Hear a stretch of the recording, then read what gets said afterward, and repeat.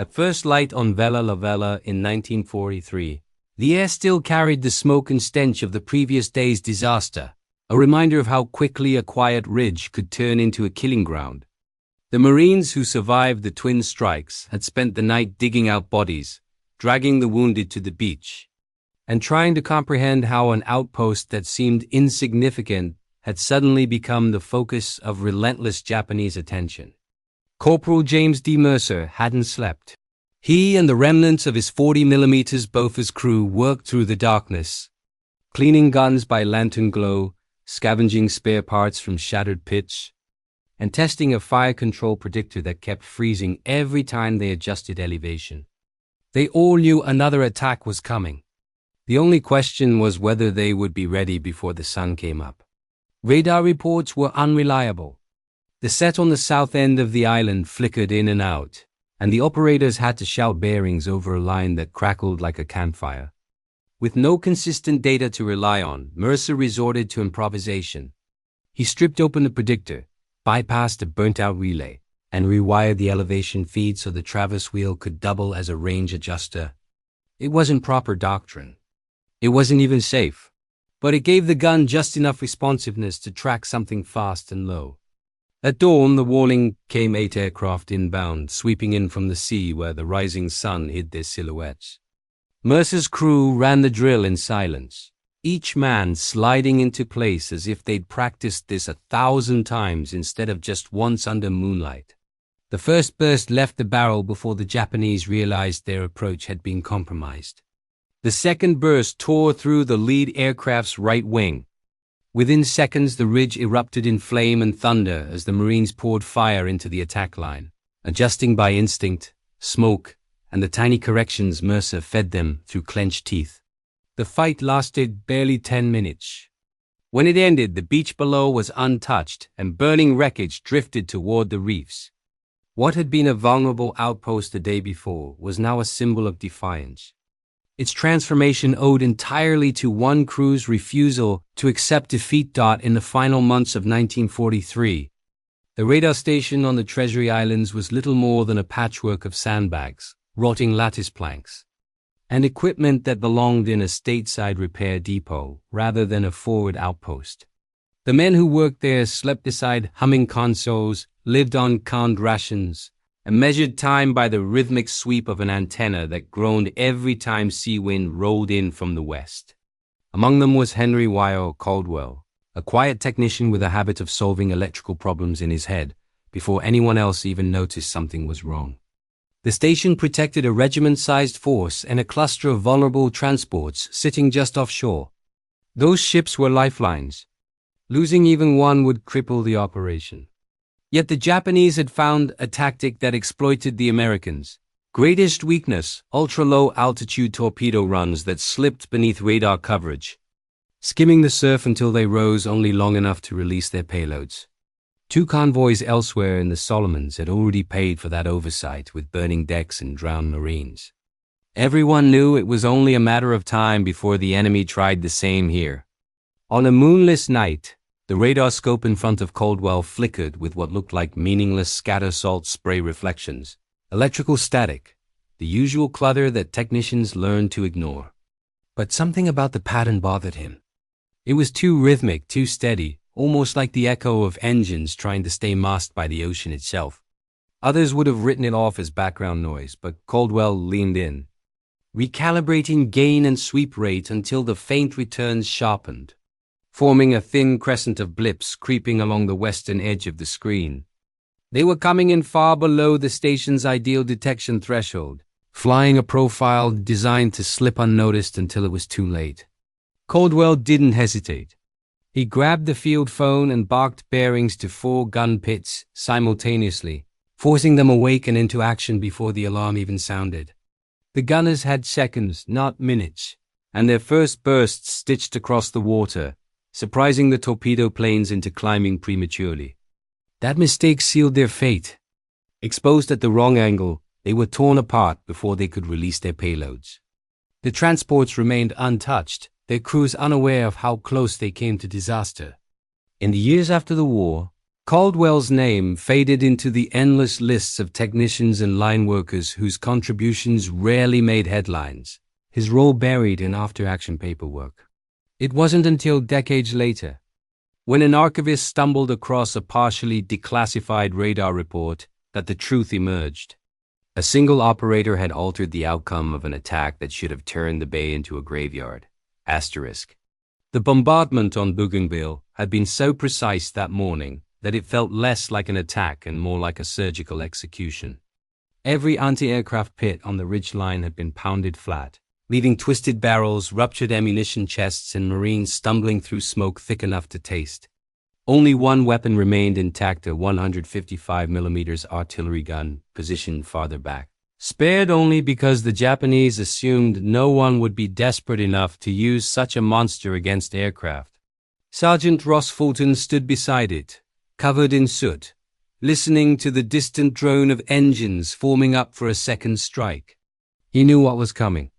Without functioning guns, the next run would carve through the beachhead, the supply depots, and the wounded clustered under makeshift tops near the tree line. Fulton grabbed the nearest survivors, two shell-shocked loaders, a communications marine with half his gear missing, and the last gun captain from a destroyed Bofors pit, and told them the unthinkable. They were going to fire the 155 like an anti-aircraft piece. The crew stared at him as if he'd lost his mind. The cannon wasn't meant to track fast-moving targets or pivot quickly. But Fulton had noticed something in the wreckage of the pitch, a set of elevation shims that could be wedged beneath the trails to force the gun into a steeper angle. It was crude engineering, the sort of field modification ordnance manuals warned would void every safety regulation ever written, but it was the only option. They rammed the shims in, forced the barrel skyward, and manhandled the traverse until the weapon pointed at a patch of sky where the engine noise was thickening. The first shot nearly tore the gun off its platform, but it worked. The shell detonated higher than any 155 on the island had ever been fired. Moments later, the Japanese formation appeared, skimming just above the canopy. Fulton ordered rapid adjustment, and the massive cannon thundered again. The blast ripped through the formation's left flank, scattering aircraft into evasive turns. Their attack run collapsed before it even began, and the perimeter remained untouched. Engineers would later study Fulton's improvised modification, trying to understand how a weapon designed for long-range bombardment had become the unlikely savior of an entire sector. Ember Bay had earned its name long before the Marines arrived. The blackened palms along its shoreline were remnants of 3 separate bombardments, each one leaving the sand scorched and the men hollow-eyed.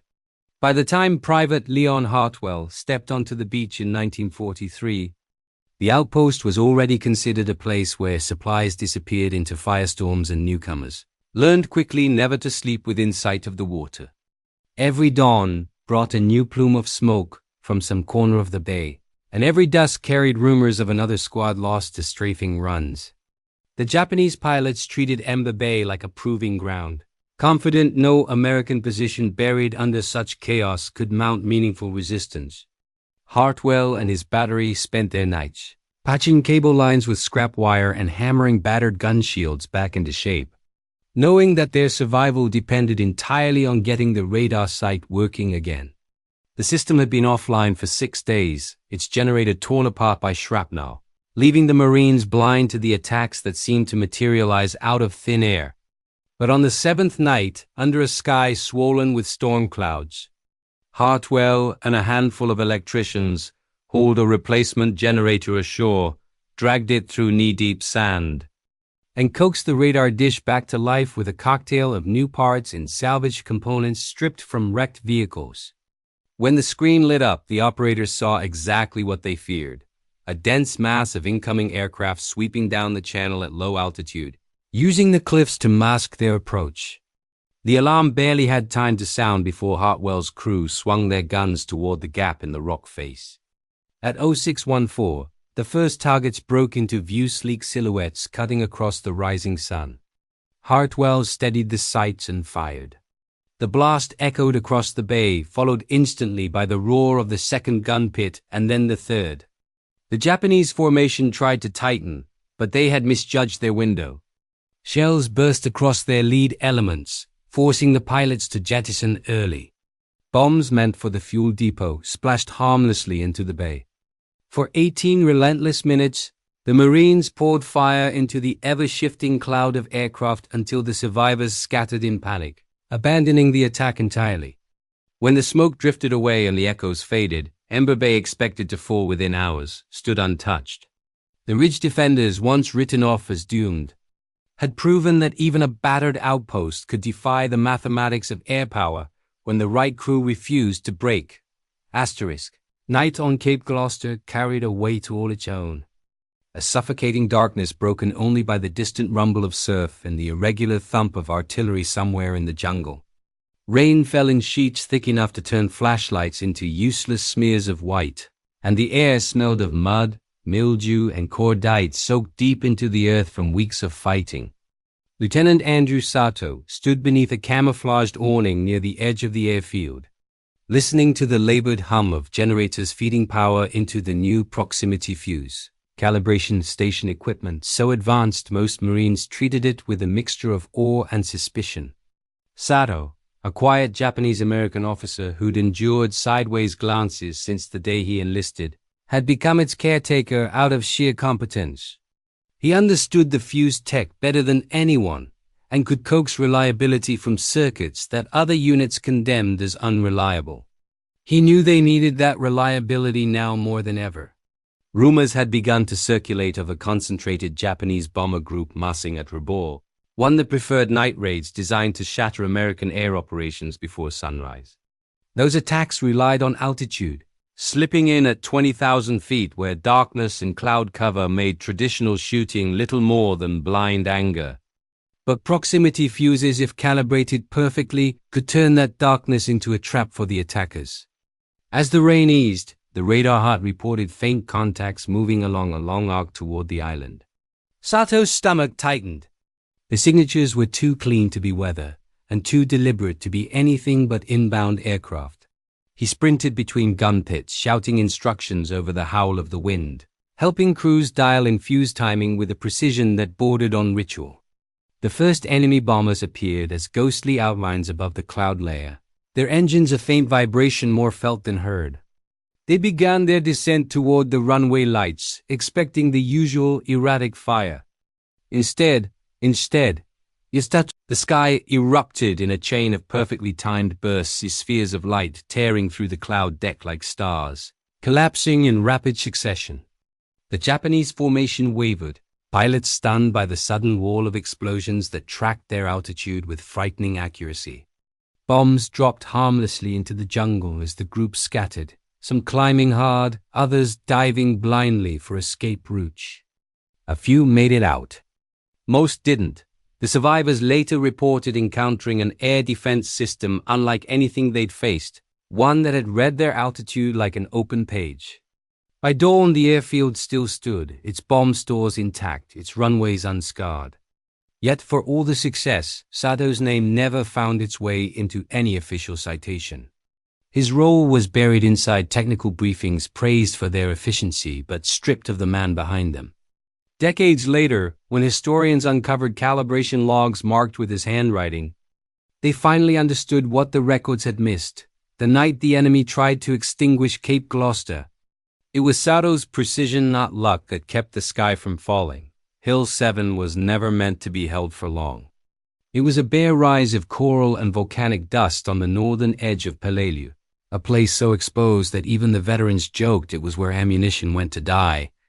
Every approach to the hill was carved with shallow craters, spent casings, and abandoned helmets half buried in dust, grim reminders of how many attempts had already been made to fortify it. The Japanese understood its value better than anyone. From that single vantage point, they could rake the beach with machine gun fire or coal artillery, onto the supply routes threading through the palm groves. When a concentrated bombardment wiped out 2 of the 3 gun pits defending the crest, it seemed the prediction of inevitable collapse would finally come true. But Gunnery Sergeant Owen Rivers refused to let the hill slip away. Having fought across too many islands to believe in perfect conditions, he gathered the surviving men, some wounded, some dazed, all covered in gray dust, and forced them into a single improvised team. They cannibalized parts from the ruined emplacements, pulled ammunition from crushed lockers, and rebuilt a firing line that technically wasn't supposed to function. They worked under fire, dragging sandbags into place as enemy snipers hunted them from ridges farther inland. When the next wave of attackers emerged from the jungle, they came with precision, moving low and fast, expecting the hill to collapse at the first sustained push. Instead, they met a wall of disciplined fire. Rivers coordinated every burst, calling adjustments by memory, since the field phones had been severed hours earlier. His men shifted weapon to weapon, switching roles without hesitation, covering arcs with an instinct born from shared desperation. The assault wavered, then broke, as the volume and accuracy of the fire forced the Japanese into cover. But Rivers didn't let the momentum slip. He ordered his men to reinforce the crest, hauling up crates of ammunition and repositioning whatever was still operable to create overlapping zones of fire. By sundown, Hill 7, once considered a death sentence, had become a hardened position the enemy couldn't crack. Word spread across the battalion that the impossible had been done. Marines who had lost friends on that rise now spoke of it with something akin to pride, recognizing that its survival had come down to one crew's refusal to yield and one sergeant's unbreakable will.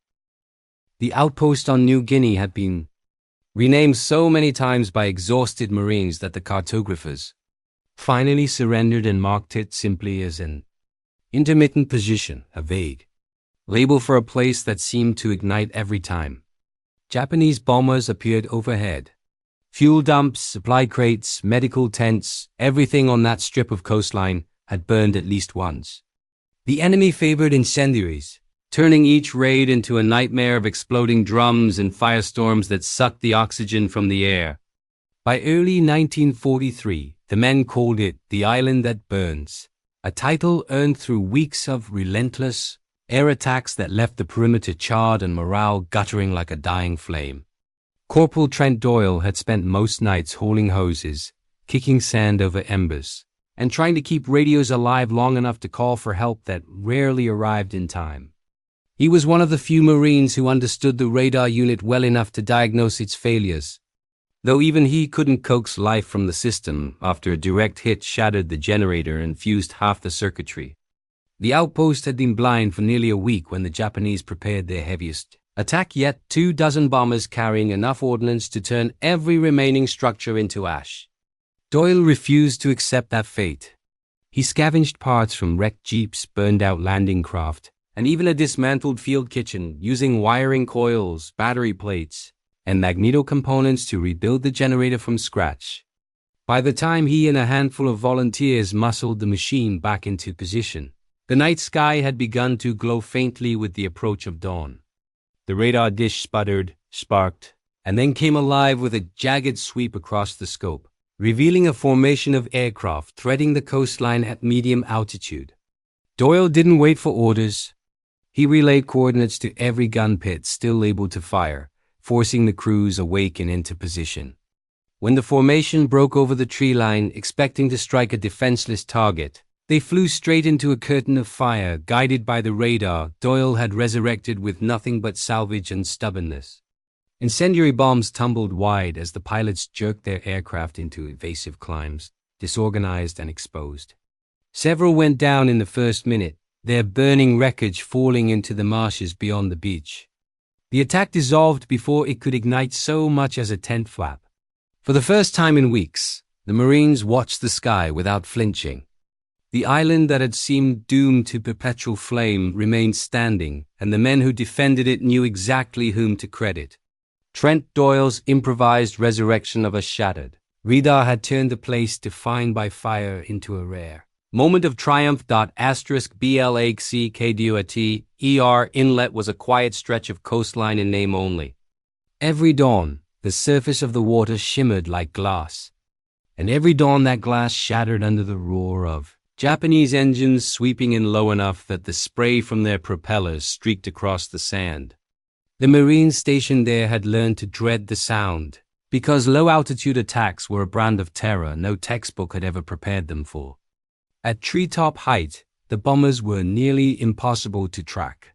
They hugged the inlet's winding contours, using the salt marshes and jagged rock spines as cover, then burst into view at the last possible second, dropping fragmentation bombs that tore through fuel stores, tents, and anything that dared to stand upright.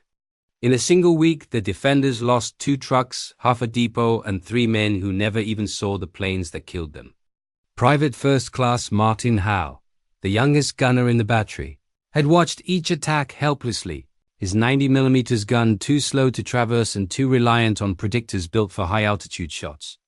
But Hale was not wired to accept defeat. He spent nights sketching angles in the dirt, imagining ways to convert the hulking weapon into something capable of snap tracking, a technique usually reserved for smaller, faster-firing guns. He drilled his crew relentlessly, forcing them to practice muscle memory shifts in elevation and traverse, using nothing but lantern light and the silhouettes of trees. At first the others laughed at his obsession, but after the 4th raid, no one was laughing. Hale's theory was simple. If they couldn't anticipate the planes electronically, they would do it instinctively, reading sound, shadow, and speed the way hunters tracked game. Before sunrise on the 8th day, the hum began low, steady, unmistakable. Hale snapped into motion, calling positions before the radar hut even confirmed contacts. The Japanese formations swept around the bend in a tight stagger, banking so low that their wingtips skimmed the tops of mangroves. Hale's crew was waiting. The gun roared, its barrel swinging in an arc that ordnance manuals would have called impossible. The first shot burst just ahead of the lead aircraft, forcing it to jerk upward, a fatal mistake at such a low height. It clipped a branch, wobbled, and slammed into the water in a bloom of spray. The rest of the formation broke rhythm, and Hale's team poured round after round into the chaos, each burst guided by instinct sharpened through exhaustion and desperation. Bombers tried to pull up, but altitude was their enemy. The moment they climbed, they entered the kill zone of every gun across the inlet. The air filled with fragments of metal and seawater as aircraft tumbled from the sky or veered off smoking toward the horizon. When it ended, the shoreline was silent except for the hiss of cooling metal and the distant thud of debris hitting the water.